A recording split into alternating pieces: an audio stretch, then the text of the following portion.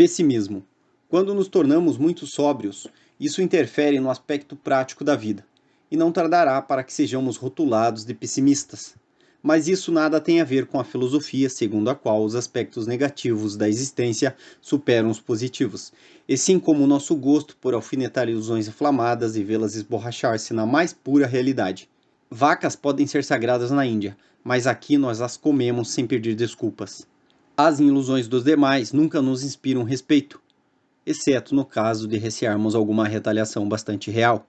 Então, considerando o quanto dependemos de ilusões para viver, não deveria surpreender que fôssemos reprovados por agir de uma maneira tão indiscreta em relação a elas. A realidade crua é inoportuna na maioria das vezes, e lançar uma verdade certeira contra alguém pode ser tão agressivo quanto esmurrá-lo. Isso explica por que não somos chamados de pés no chão, mas de pessimistas ao adotarmos um realismo seco e cínico como postura. Se entrarmos em um banco e, contemplando a longa fila de indivíduos entediados, começarmos a rir descaradamente do belíssimo emprego que deram à sua existência ao resumi-la a carregar papéis em passo de tartaruga, não devemos esperar que o gerente nos abra um sorriso cordial. O realismo atrapalha a vida prática pelo simples fato de que esta necessariamente envolve ilusões, que nem sempre são fáceis de substituir. É de se esperar, então, que o pessimismo seja considerado uma visão irracional e distorcida da realidade, segundo a qual viver resume-se a uma série de infortúnios que culminam numa tragédia, ou a uma série de piadas que culminam numa comédia. Contudo, vejamos no que consiste essa chamada distorção. Uma resposta poderia ser esta, em deslocar o ponto central da visão de mundo para fora do alcance de nossos interesses pessoais. Nessa situação, o que resta?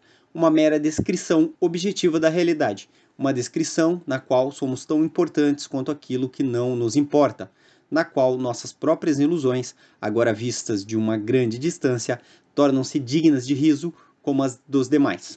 Nessa ótica, o pessimismo não incomoda por sua falsidade, mas por sua integridade cega e inútil, por nos tirar de nosso pedestal, tornar nosso próprio umbigo relativo e fazer com que duvidemos do altíssimo valor que atribuímos a nós mesmos e aos nossos sonhos, que, não obstante, depois de dissecados, dificilmente se revelam algo além de uma medida preventiva contra o tédio. O problema é que o pessimista louva tanto a verdade que se esquece de si próprio e da importância da mentira. Seja como for, é evidente que nos enganamos o tempo todo, e isso é algo que nos envergonha quando lançado à cara. Nós que, de tanto fingir, imaginamos ser super-heróis, nos vemos obrigados a reconhecer publicamente que não podemos voar, só queríamos nos sentir um pouco especiais. Seria doloroso admitir, por exemplo, que todas as ocupações às quais nos dedicamos são apenas um passatempo para suportarmos a vida. No dia a dia, sempre precisamos cultivar um entusiasmo cavalar e ilusões de todos os tipos, para conseguirmos a motivação necessária para manter a vida em seu rumo, em outras palavras, para nos mantermos alheios ao angustiante vazio da realidade. No fim, é certo que as expectativas lançadas sempre estão acima do resultado real. Por isso, de tempos em tempos, procuramos esconder nosso desconcerto através de grandes celebrações, em que nossos conhecidos reservam um tempinho para nos elogiar, e isso faz com que não sintamos vergonha por nos enganarmos o restante do ano. O que um corredor pensaria sobre si mesmo se, ao vencer as Olimpíadas e estabelecer um novo recorde mundial, não houvesse celebração alguma? Provavelmente é que é um perfeito idiota. Porém, como todos o aplaudem, sente-se um admirável idiota. Abastecemos-nos em expectativas sempre em reais, e quanto maior a expectativa, maior a desilusão. E mesmo quando lançamos nossas esperanças para além de nós mesmos, isso não é senão um meio de garantir que não vivamos o suficiente para testemunhar nossa inevitável derrota. No fim, não há qualquer lógica nisso. Precisamos supervalorizar nós mesmos e todos os nossos objetivos por uma simples questão de autopreservação.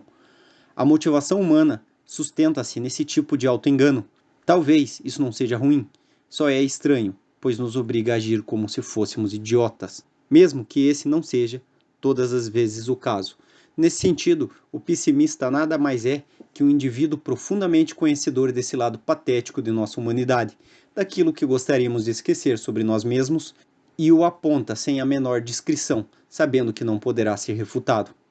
Notemos que, ao ver as coisas desse modo, o pessimismo não se opõe ao otimismo se considerarmos também este em sua acepção vulgar. a saber que tudo dará certo simplesmente porque existimos, porque o mundo conspira misteriosamente para nosso sucesso e que dele já nascemos merecedores. Nossa vida, que é um copo pela metade, não apenas está meio cheio, como ficará cada vez mais cheio até transbordar de alegria.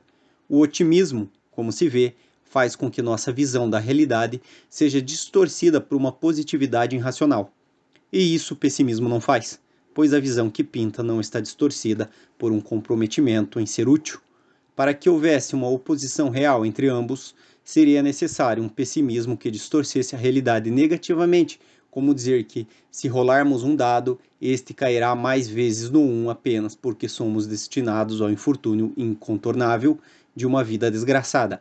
Esse é o tipo de maluquice que o otimismo tem o direito de professar, sem nenhuma censura. O otimismo é uma ótica infantil e supersticiosa, que vê todas as coisas parcialmente. Para ele, o copo está meio cheio. O pessimismo é lúcido e indiferente, e vê as coisas como são. Para ele, o copo não está meio vazio, e sim pela metade.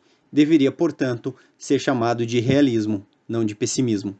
Nessa ótica, o verdadeiro pessimismo equivaleria à afirmação de que o copo está meio vazio, mas essa é uma posição que, por sua palpável incoerência, raramente vemos ser defendida na vida prática, sendo comum a usarmos como piada nas famosas leis de Murphy, que são o que de fato se poderia chamar de pessimismo no sentido oposto ao otimismo.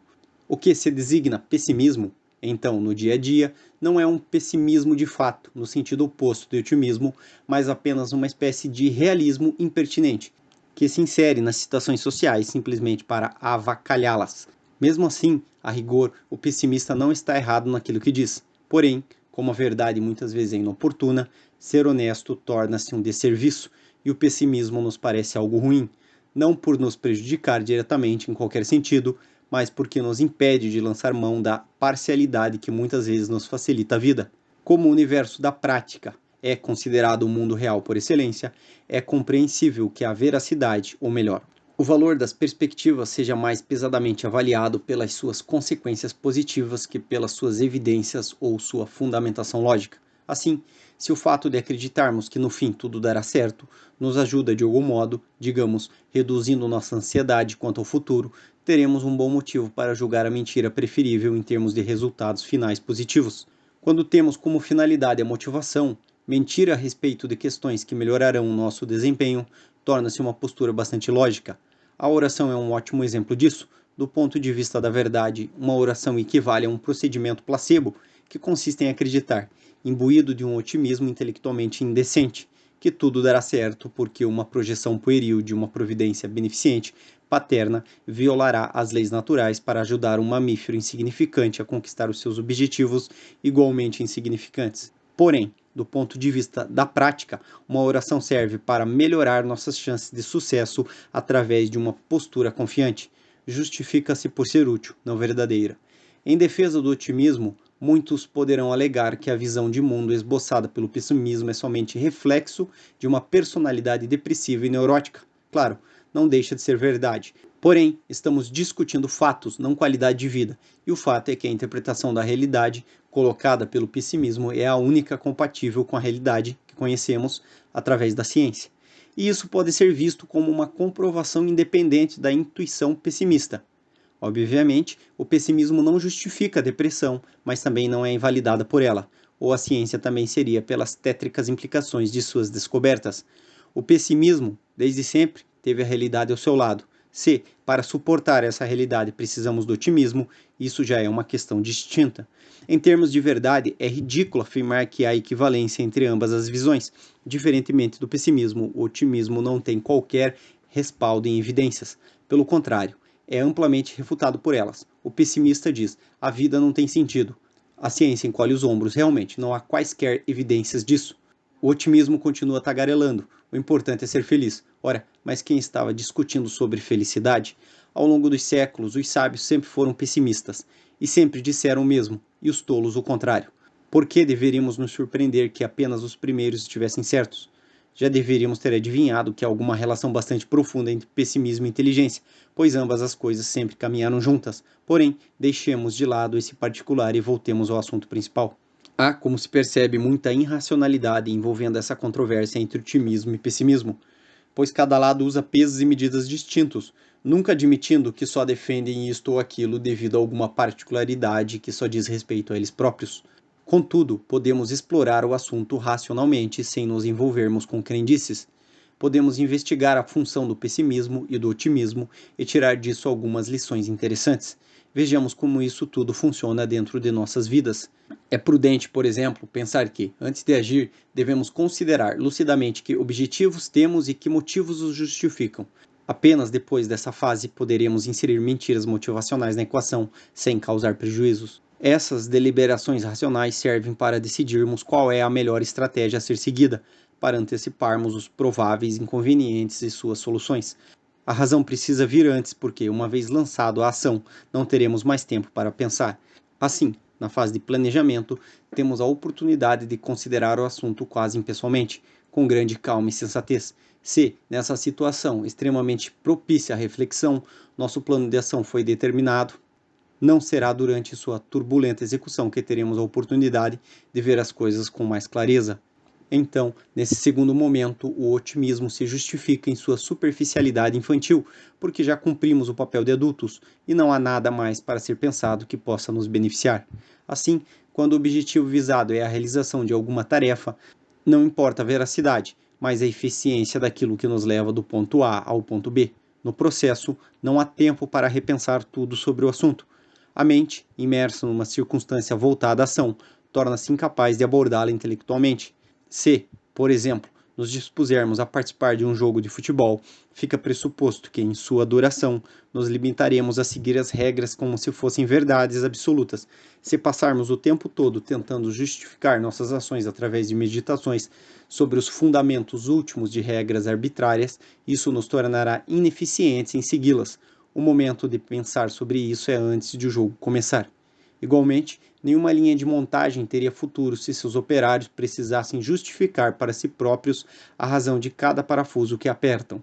A suspensão do pensamento crítico também é necessária para que sejamos capazes de realizar tarefas que possuem uma lógica própria, determinada em função de objetivos diferentes de nossas metas individuais. Ter consciência dessa alienação é importante para que não percamos de vista nossas próprias metas ou cumprir metas alheias.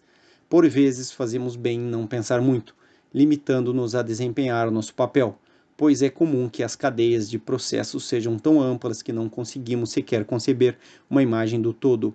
Outras vezes essa visão nos torna tão pequenos que nos sentimos incomodados por nossa importância quase nula. Seja como for, quando as circunstâncias nas quais nos encontramos exigem de nós uma ação firme, usar a inteligência para tentar justificá-la nem sempre é a opção mais acertada. Levar alguém a refletir nessa situação equivale a conversar com aquele que está lendo. Mudaremos o foco de sua atenção, e isso fatalmente prejudicará seu desempenho, que nessa situação particular é o mais importante. Nessa ótica, o otimismo consiste em supor que, se realizarmos bem a presente tarefa, o resto dará certo. Verdade ou não, isso é algo que independe de nós. Quando nossa visão não alcança longe o suficiente, julga-se razoável supor que aquilo que não vemos andará conforme o previsto. Do contrário, a ansiedade causada pela visão de tudo o que poderia dar errado nos paralisará. Então, em linhas gerais, a função do otimismo é, uma vez que tenhamos feito o nosso melhor, suspender o juízo sobre todo o mais, sobre tudo o que não podemos mudar e que poderia dar errado. Assim, numa ótica esclarecida, o otimismo nada mais é que o resultado prático de aceitarmos nossas limitações, deixando de lado a angústia que isso nos causa, pois parece óbvio que, se nossa determinação está estabelecida em função de um juízo que emitimos de antemão, tudo o que nos levar a repensá-lo no momento impróprio minará nossa firmeza. Devemos nos acalmar com o pensamento de havermos feito o máximo possível para prever e nos proteger das adversidades, pois o resto está fora de nosso controle. Preparados contra o pior, podemos apenas esperar pelo melhor. Naturalmente, isso não quer dizer que o otimismo tenha tanta razão quanto o pessimismo. Quer apenas dizer que a mentira e a reflexão também têm seu valor. O otimismo é uma ingenuidade que precisamos adotar por questões de economia de recursos mentais. O pessimismo, por sua vez, toma as providências necessárias para nos proteger das consequências previsíveis dessa ingenuidade. Ambos são necessários. O pessimismo nos leva a fazer apostas sensatas, enquanto o otimismo evita que percamos o prazer de jogar. Note-se também que, em geral, os que protestam contra o pessimismo são justamente os que têm consciência de não haverem se preparado bem o suficiente. Do contrário, o pessimismo não os ameaçaria. O excesso de otimismo nos torna vulneráveis àquilo que a sobriedade do pessimismo poderia facilmente ter evitado. Então, quando reagimos com indignação ante uma observação cínica, isso apenas evidencia que não fomos completamente honestos para com nós próprios. Aquilo que nos irrita, na verdade, é ser confrontados com nossa própria irreflexão. Com aquela observação inegável, enxergamos uma verdade óbvia. Vemo-nos repetidamente expostos e vulneráveis a um fato evidente contra o qual não nos protegemos devido à nossa própria ingenuidade. Ficamos indignados, mas não conseguimos negar que aquela brilhante sentença ilumina nossas orelhas. Todo esse desvario otimista se introduz na vida humana por diversas razões estranhas que, no fim, se resumem à necessidade de bem-estar ao custo de alguma simplificação ou mesmo falsificação. Num mundo onde poucos pensam, todo aquele que ousar apontar tais falsificações será imediatamente denominado pessimista, não realista. Se refutá-las, será visto como um criminoso que rouba a paz de espírito dos homens. Por outro lado, como a função do otimismo está ligada ao bem-estar, não faria realmente sentido tentar abandoná-lo por completo. Aliás, quem poderia realmente levantar objeções ao bem-estar sem ser hipócrita? Mesmo os sacerdotes da realidade, que amam mais a verdade que a si próprio, fazendo dela uma extensão de sua felicidade, ainda precisam estar vivos para poderem se dedicar à reflexão. Mesmo quando imersos nas leituras mais profundas, precisam suspender o juízo sobre o valor da gramática. Ninguém escapa desse problema. A questão não é se precisamos nos enganar, mas apenas tomar a precaução de nos enganarmos adequadamente, sem ultrapassar a linha depois da qual o auto-engano deixa de oferecer benefícios práticos. A cegueira calculada pode nos tornar mais eficientes, mas por sua vez também nos torna mais ingênuos. Em regra, faz sentido vermos apenas aquilo que nos interessa, desde que tenhamos bons motivos para isso, desde que saibamos justificar por que fechamos os olhos. Porém, quando temos medo de abri-los, geralmente há motivos muito bons para isso, pois nos veríamos como parvos que se enganam até nos assuntos mais importantes e depois se fazem de vítimas quando as consequências vêm à tona. A motivação humana, como se vê, depende de um equilíbrio fino nessa arte de ser contraditório, de saber quando convém abrir ou vendar os olhos. Não faz sentido furá-los em nome do otimismo, tampouco cortar as pálpebras em nome do pessimismo. Dosar a proporção correta entre ambos os elementos não é uma ciência exata, mas uma arte pessoal que pressupõe autoconhecimento.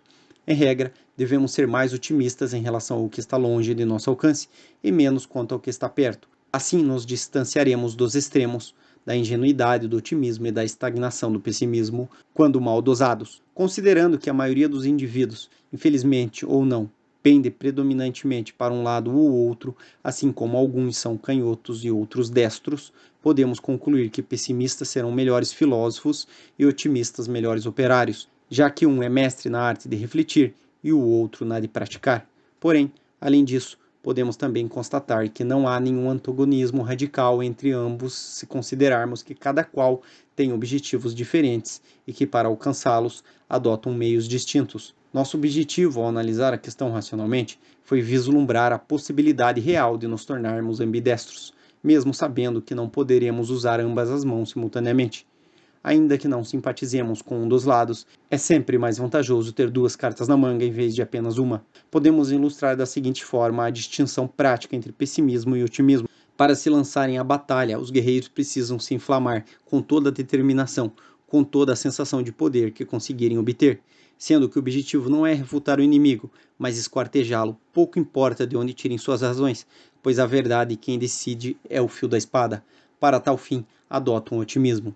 Em contrapartida, os estrategistas que traçam os planos de ataque e comandam os guerreiros não podem abandonar-se a um frenesi megalomaníaco, lançando-se com seu exército como uma manada de búfalos, pois isso seria suicídio caso as forças inimigas fossem equilibradas e minimamente inteligentes. Portanto, precisam não de bravura, como seus guerreiros, mas de circunspecção e de prudência, de astúcia e de agudeza, de espírito para compreender a condição real de seus guerreiros, administrá-los e protegê-los de sua própria irracionalidade. Para tal fim, adotam o pessimismo.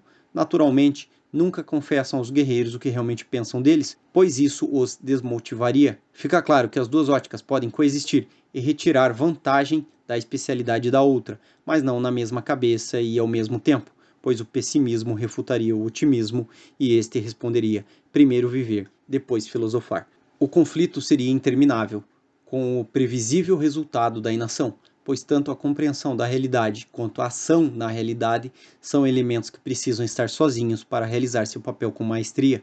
Nosso pessimismo é apóstolo da deusa verdade, nosso otimismo segue a deusa felicidade. Ambas são ciumentas e não suportam a presença da outra, brigam logo à primeira vista. Sabemos que elas nunca chegarão a se entender e que o monoteísmo não é uma opção. Resta então a tarefa de nos tornarmos políticos de nossos próprios interesses, desenvolvendo estratégias para que essas aranhas briguentas e territoriais convivam pacificamente em nossas mentes. Isso muitas vezes significa que, ao invocar a presença de uma, devemos negar a existência da outra, dependendo da situação, para obter benefícios específicos. Cabe a nós bajular aquela que servirá melhor aos nossos propósitos. A sabedoria está em nunca deixar que a outra fique sabendo da heresia.